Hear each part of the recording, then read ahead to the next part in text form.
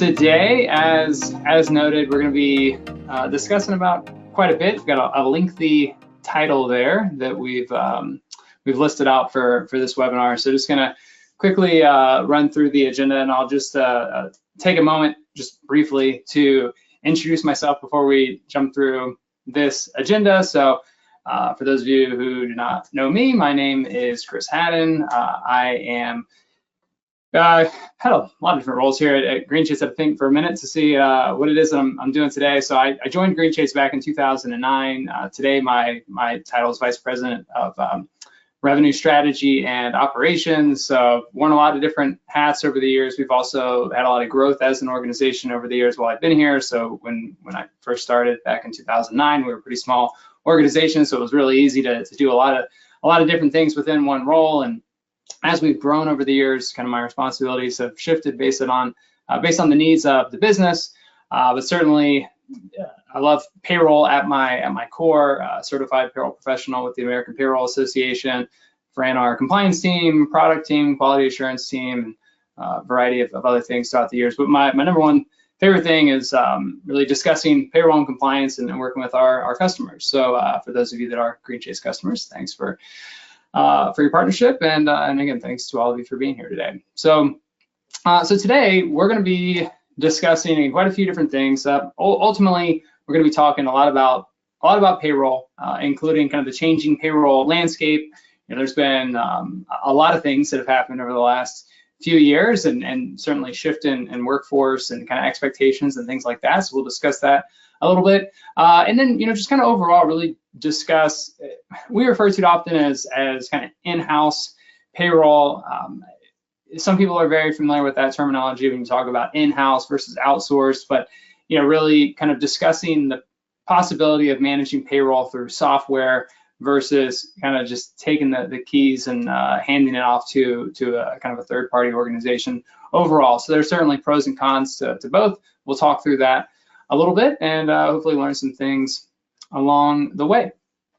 So as mentioned, and actually was literally just having a discussion with someone about this yesterday, not related to this webinar at all, but just kind of good timing, just around the changing payroll landscape. And so, when we discuss sometimes, again, in-house versus outsourced payroll solutions, some people are very familiar with that. Other people are kind of like, hey, what exactly is that? But in reality, there's not even just kind of two flavors at this point. There's been so much change within the market, again, as technology has evolved over the years, even in the 14 years that I've been at Greenshades, and I think about kind of different payroll operations and roles that I had prior to coming to Greenshades, and certainly much of which involved fax machines and faxing in time cards into providers and things of that sort, which I'm pretty sure most people don't really use fax machines anymore at this point. But as technology has changed, expectations have really changed a lot as well, and of course, then just businesses has changed. How services are being offered, and so really the demands of customers and organizations overall have adjusted. And so as we're kind of very quickly now approaching 2024, kind of rapidly moving into the year-end season, there's really some things that are kind of top of mind to a lot of organizations. One of which, here we've listed a few of these, but when we think about kind of a diverse workforce and sort of a hybrid workforce, so the concept of just having employees that, hey, they're kind of a lifer employee, they come work for your organization right out of high school or maybe right out of college, and then they're just with you until they retire, and they put in their 40 hours a week and go home and that kind of thing. That type of thing, for the most part, isn't really what most workers are thinking about at this point. And we have, again, workforce is really diverse at this point. So we've got people that are kind of more gig economy type workers. Maybe they're traditional employees. Maybe they're kind of part-time workers, but they have multiple part-time roles and they prefer that over kind of a full-time dedicated role. You've got also hybrid workforce in the sense of where folks are actually located. So maybe they're in a different geographic location. Maybe they're partially working in an office all the time. Maybe they're on the road half the time, working remote some, working in the office some. So there's a lot of complexity. Obviously, in the last, again, really almost 4 years now, with COVID and kind of what happened with all of that, certainly that had a significant impact. But the idea of working remote and the idea of expectations kind of shifting, that's not something that just happened during that period, right? This has been something that's been kind of happening along the way, and depending on what kind of business you're in, you may have been dealing with a lot of this for 10 plus years at this point.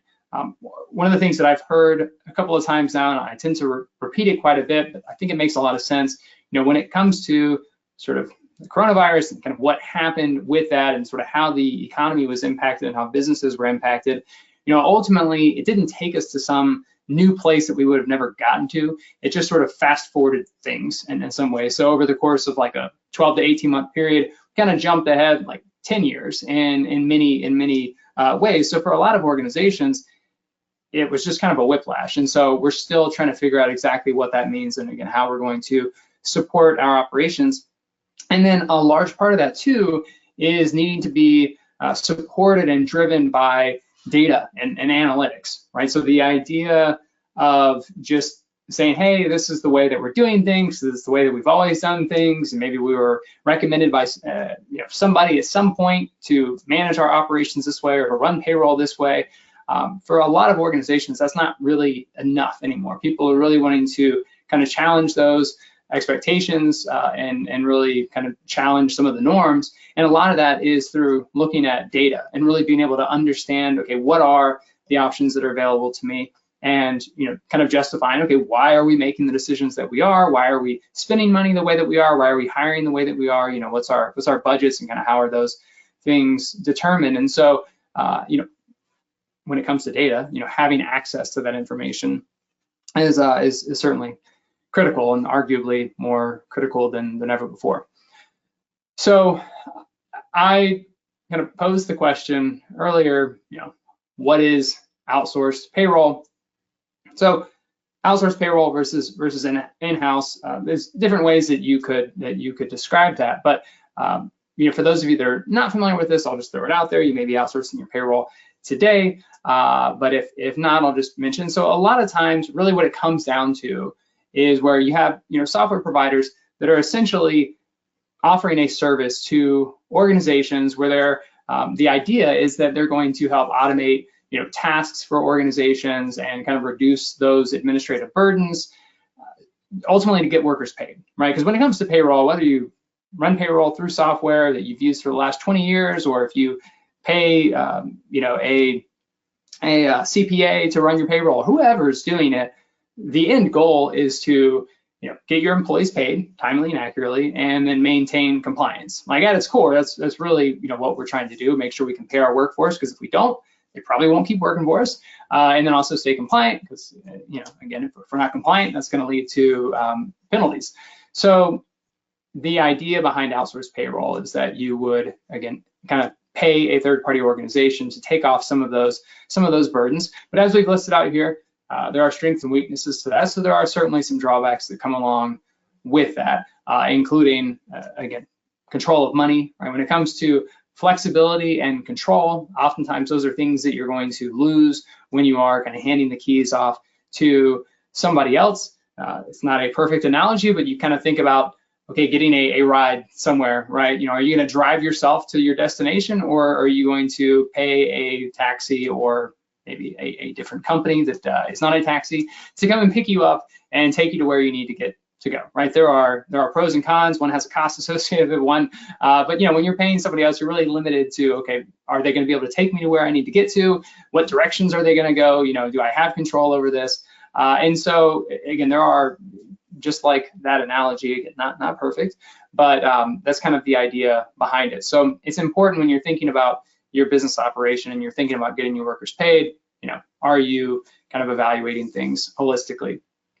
And so outsourced payroll, again, the concept of kind of handing it off to somebody else works really well for some businesses, and doesn't work so well for other businesses. And I can say firsthand, I've managed operations in the past where we have outsourced payroll. We've paid some of the kind of very large, I won't say the names, but some of the ones that kind of top of mind if you keep up with the market, some of those companies that might come to mind, and I've certainly worked for them, and it's been a good experience. But again, there were some drawbacks to that as well. So in-house payroll really is utilizing that software to allow you to have that control and that flexibility to be able to perform those tasks that ultimately need to get done, but you can kind of do them on your schedule, which again, in scenarios where maybe you have, we'll get into more details later, but when you get into scenarios where your business might have a specialized operation or you just might have unique needs, sometimes it's very difficult to kind of try to fit your unique needs into sort of a cookie cutter box that might be offered by another organization. But you've got questions that you need to think about that as well, right? There's different things that you need to account for. Can your staff handle those tasks? Okay, that's something you're going to need to think about. But again, you have complete control, you've got more budgetary control. A lot of times it's more kind of set out expenses that we can be thinking about, and typically some kind of fewer hidden costs or kind of unexpected expenses that might arise. We'll get into some more details on that here in just a few minutes. All right, so as we're thinking about that, again, thinking about how you're doing things today and kind of evaluating different options, one of the things that we want to be mindful of and we want to be thinking about is that power of control, right? So that's what we're going to be talking about here just a little bit. So there are certainly situations that you might walk into a new organization. Maybe you've just started a new role and they're already outsourcing payroll or using a particular provider, and you're trying to evaluate different options. Or maybe you're in a situation today where you're running payroll in-house and you're again evaluating options. You're not wanting to just continue doing things the way that you have always been doing them. You're wanting to put some thought into it, and so you've got questions and some different things that you want to keep in mind. So when we talk a lot about at Greenshades, and we're talking about payroll and compliance and sort of our experience over the last 20 plus years now working with our customers, a lot of what we focus on is the control. And oftentimes, whether I'm talking with a prospective customer or a prospective employee to Greenshades, and they kind of say, hey, what differentiates Greenshades? What is it about that? A lot of times the customers that we end up working with, they are organizations that truly need control, whether because of the industry that they're in, whether because they have certain regulatory challenges, maybe because they have union employees, whatever it might be, different agreements that they have in place. It's really critical that they're able to have control. And so then the question is, okay, well, what exactly does that mean? So one example, control of cash flow, right? So you're not having to, when operating with Greenshades or many in-house software providers, you're typically not having to pre-fund any kind of account of any sort. So when you're processing payroll, right, there's liability that is being withheld from your employees' paychecks, but there's also just employer liability that you have that's not being withheld from that employee's paycheck. That's just money that's going to have to come out of your bank. And depending on what states you operate in, every state, for the most part, has different kind of requirements on when those tax liability payments would be coming due. And so as you're processing payroll, that liability that you're now responsible for as an organization, it, in some cases, with some kind of federal levels, depending on how large your payroll is, that liability may be due tomorrow, or the day after the check date, or it might not be due for another month. And so you have a lot of control when running in-house to determine, hey, I can actually fund those taxes when I need to, when the agency is requiring it to, versus just an outsourced payroll provider kind of demanding that money up front. Certainly unexpected circumstances. So when you have situations where maybe you do have a new hire that came on board that you forgot to enter into the system until kind of late, or there was some sort of challenge within your operation, maybe there was, heck, even something as simple as some kind of warehouse power outage or something like that, where maybe there was a disruption to your time card collection efforts. And so now you've got a lot of late time cards that need to get submitted. Again, when you're trying to work through a situation like that, having access and more control over that timing is going to be pretty critical for sure. Another thing to keep in mind, just as we're talking about controlling those funds, compared to an outsourced provider, when you're using many in-house software operations, you have the ability to fund those employees' paychecks, the money going to the employees' paychecks, directly from your primary bank accounts, So instead of relying on that payroll provider to actually fund that pay run and actually pay your employees, and then you're just paying that third party, instead you can directly pay your employees from your own bank account. And so, we're reminding here of the Silicon Valley bank crash. Certainly was very disruptive to a lot of organizations.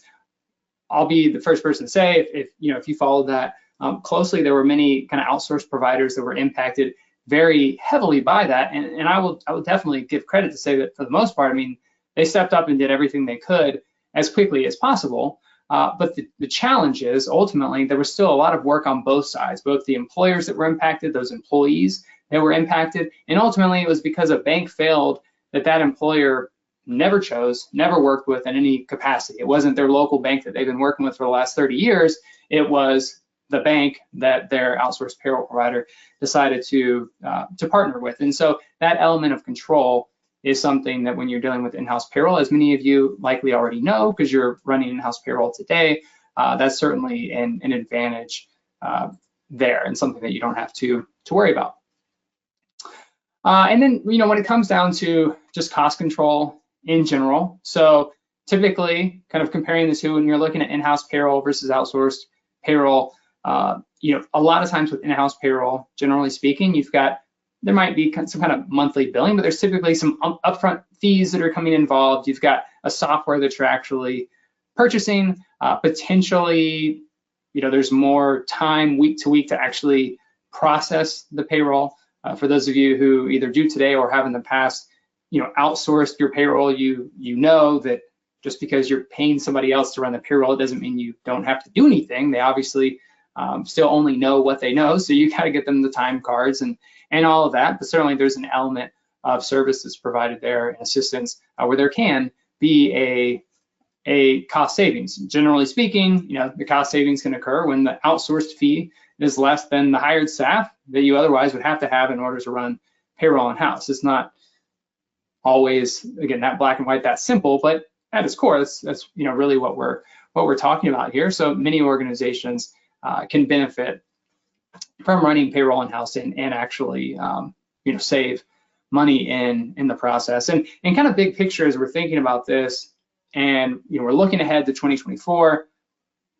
There are many companies that we work with firsthand that their payroll operations in large part are tied to their ERP, their kind of enterprise resource planning system, their accounting system, where they're managing not only their employee pay, but they might be managing their inventory out of that. They might be managing all their financial operations out of that, their vendors out of that. And so for many organizations, they're contemplating a change for one reason or the other. And so if they're looking to move to a new kind of ERP system that already has payroll tied in, they don't want to be restricted to that, because maybe that payroll that's tied into that new system is in-house payroll and they'd rather have outsourced, or maybe it's more of an outsourced model and they'd rather have kind of the control that comes along with in-house payroll. So in some cases, these decisions and looking at new payroll systems are something that kind of happen initially in a bubble where it's really payroll and finance that are driving this. But other times, businesses are looking to make a change or needing to make a change simply because of kind of larger business operation changes that need to occur that are kind of outside of their control and maybe that they're not even a part of. So they're really just trying to figure out, okay, amongst the options that are available to us right now, we want to make sure we can do what's most advantageous to us, even if we're not necessarily the ones driving to make a change overall. So along the same lines of this control aspect, another thing that we can keep in mind, especially going into this year-end season right now, where we're about to be distributing, W-2s, we think about that sensitive employee data and company data. So when it comes to payroll, it's really sensitive data that organizations are working with, right? So again, whether you're outsourcing payroll, through a third-party provider, or you're running payroll in-house, or you're working with Greenshades or anybody else, absolutely, keeping that employee information secure is very critical. And it's something that you see these stories popping up all the time. I read about another story this morning related to, I won't say the company name, but to these kind of gene testing processes where you can kind of give them a DNA sample and they provide all this information to you, and there was some some hacking that happened there, and sensitive data got out. And so there's always bad guys trying to get a hold of information that they shouldn't have. So it's critical anytime you're evaluating any kind of system and any option that security is top of mind. And you can say the same thing when even if you're running payroll in-house using a software application that's stored locally, and you think, hey, my data is not exposed to the cloud, I'm safe. Okay, well, what's the security related to that server, right? Then you're kind of looking at that hardware infrastructure and what the security looks like there. And really, anytime any data is connecting to the internet in any capacity, there's a vulnerability there. And so it's always important to do those assessments. And so certainly, if you're evaluating a vendor of any kind, you definitely want to make sure that you vet them carefully and ask for any kind of audits they've had done, or any type of certifications or anything like that they can share with you.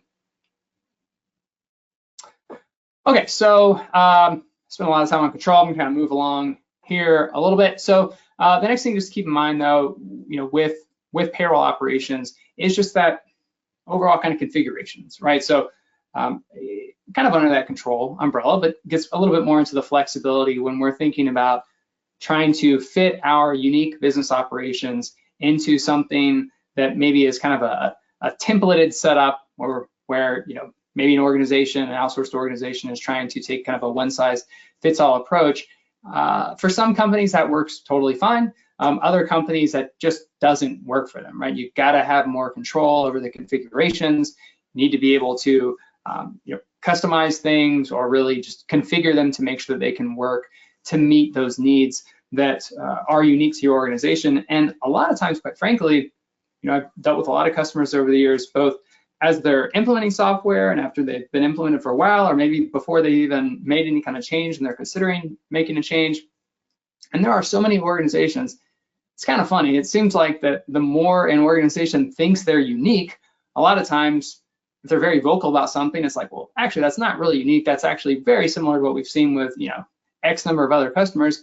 But a lot of times the companies that think like, well, we don't really have anything special, in reality, they have some of the most complex requirements, but they've just been doing it a certain way for so long, they don't really appreciate how complex it is. So I think that's why it really gets so important to take the time to do a true assessment and really evaluate what your needs are, and kind of evaluate how you're doing things today, and make sure that you're sharing that with any kind of vendors that you were potentially evaluating. Regulatory changes. So I mentioned earlier, COVID-19 pandemic and everything that came along with that. Certainly that was that did a lot of disruption, but also just regulatory changes. There was, just thinking back on it, the number of calls that I was on, kind of trying to scramble, as it just seemed like daily there was these new requirements that were coming out and new potential benefits that were available to employers. And so we're trying to keep our software up to date to manage that. Also managing just the business and operation internally. We're trying to make sure that we're keeping up with that for our employees. And so making sure that you're working with someone that can really respond rapidly to regulatory changes. And oftentimes, when you're considering an outsourced provider, when you're thinking about, letting someone else kind of handle something for you, there's this idea that you're sort of offloading that risk to somebody else, but it's still your business. It's still something that you're ultimately responsible for. So it's really important to make sure that you have those systems in place for accommodating that, whether you're running in-house payroll or outsourcing. And certainly taxes are one of those things, minimum wages, right? Overtime, both the kind of the overtime rules in different states as far as when employees have become eligible for overtime, but then also what those overtime payouts need to look like. And again, especially related to minimum wage. So there's always things that are changing with that. But just some things to take away, again, as you're thinking about this right now or coming back to this later on, just some kind of questions and things that you can think about. But really, there's kind of a long list, if you will, of flexibility that comes along with in-house payroll, which again, many of you can already know and appreciate today when you're talking about running unlimited pay runs and on-demand pay runs. And again, easily accommodating those late time card submissions. We had an employee, a new hire that was brought in, and we forgot to put them into the system, and we just got their time card, or maybe a manager was out and we didn't realize it. And so we had a batch of timesheets that were never approved. And so now we've got to rush payroll for that. having that control and being able to easily accommodate that without kind of having your hands tied by somebody else or being sort of a waiting game for somebody else to update the system. You having that direct access to go in there, put in those time cards and process that payroll on demand and issue those checks, those paychecks the same day, termination pay, off-cycle checks, anything like that. There's definitely a huge amount of flexibility that comes along there. Okay, so operational efficiency. Sounds, can't help but think about the Office Space movie or something when I think about that kind of terminology. But all jokes aside, operational efficiency is really important. And again, I don't know about everybody on the call right now, but I know certainly myself included, with in prior years and right now, this is the budget season, right? This is when you're planning ahead to next year, figuring out budgets, figuring out what's going to be available, and the cost of everything seems to just keep rising. And so you're trying to kind of the whole do more with less type thing. And so having some really solid efficiencies in place are going to be really important. And so that's, again, when we kind of come back to that flexibility. So when we're looking at this and we're essentially making this transition, maybe some of you are already running payroll in-house today. So whether you're looking to bring it in-house for the first time or you're just evaluating different solutions, it really starts with that team that you have in place today. So kind of evaluating that internal team, understanding and sort of recognizing what those unique needs of your organization are, and then consulting with an outside firm, in-house software solution. You can speak with them, speak with outsourced solutions as well, and just having those conversations and getting a better feel for what your needs truly are. And oftentimes, with the really good organizations out there that you have to work with, and there's going to be some good questions that are going to come up along the way, and you can do a lot of self-reflection, and maybe some new things will come to light that you haven't really thought about before. Maybe there are things about your organization that are unique, and like I mentioned earlier, oftentimes, especially in the world of payroll, a lot of the customers that that I work with and the folks that I know within payroll, I mean, we've been at the same company for a long time, and so again, over time, it's really easy to start to think, well, man, we have a pretty straightforward operation, or the way that we do things makes sense, or we don't really have anything unique. And so it's amazing if you kind of allow yourself to have those conversations and really open your mind a little bit and kind of let your guard down and say, okay, well, how are we doing things today? Does this really make sense? Oftentimes there are certainly opportunities to improve there. And technology has, again, evolved so rapidly at this point. There's just a lot more that's available to you that frankly just wasn't there in the past. So as we're thinking about, is in-house payroll for me, and we've written different blogs and such over the years as well to kind of go through this, and including, I mean, again, it's not as kind of black and white as it once was. There's a bit of a gray area there now, including at Greenshades, but generally speaking, I would classify Greenshades more in the in-house payroll bucket than a traditional outsourced bucket. And coming from Greenshades, we have absolutely talked with organizations before and directly told them, hey, based on your needs and assessment, it probably makes sense for you to outsource your payroll. So I would certainly never say that, hey, everybody should outsource payroll or everybody should run in-house payroll. It really depends on what your needs are. So my first question here, which is always an important one, and maybe I'm biased because I am certified through the American Payroll Association, so I put a lot of value into that. But do I have the certified staff to run payroll in-house? And so it's not just do I have people to click buttons, but do I have people that have gone through the right training and really understand? And oftentimes in payroll, a lot of people, it's not always the case, but a lot of people that I talk with in payroll, kind of myself included, sort of just kind of ended up there by accident. That wasn't like when you're a kid, like, what do you want to do when you grow up? Like, I want to be a payroll practitioner. That's not generally how that works. I don't think any of either of my sons right now are really eyeing towards processing payroll or anything like that. We'll see what happens long term. But if you find yourself in that position, or you have folks in your team that do, having them go through that certification process is really valuable. So you got to ask yourself, do I have certified staff to do that? And then another question, there's a long list here. I won't bore everybody and go through everyone, but another really important one to think about, or at least a question that comes up a lot is, am I large enough to justify running payroll in-house? And that's an interesting one because certainly it varies overall, but a lot of times the organizations that benefit the most from outsourcing payroll or not running payroll in-house are are kind of those small companies, but then it very quickly, because of the way that technology is today and how efficient payroll practitioners can be using software, you don't actually have to be a large organization to run payroll in-house, just like you don't have to be you don't have to be a small organization to run payroll in-house either. It's not to say that, oh, hey, we're large now, so now we need to pay somebody else to handle that, because a lot of times as you grow as an organization, your complexity grows as well, but budgets tend to increase and you have more more folks, more personnel that can help with those things. So these are just some examples of questions to be mindful of and think about again as we're going into the new year and as you're potentially considering different options. So I'll kind of wrap up here with just a few things about Greenshades. And so specifically, one of the things that we talked a little bit about and kind of in the titles around Sage Intacct. And so that's one of the ERPs and accounting platforms that's really gained a lot of steam over the last few years, and a lot of folks that are moving to that or that are already using that today. And so just want to talk through kind of our relationship a little bit and sort of explain what that looks like. But with Greenshades, again, I noted earlier, typically we'd fall more in that in-house bucket than outsourced.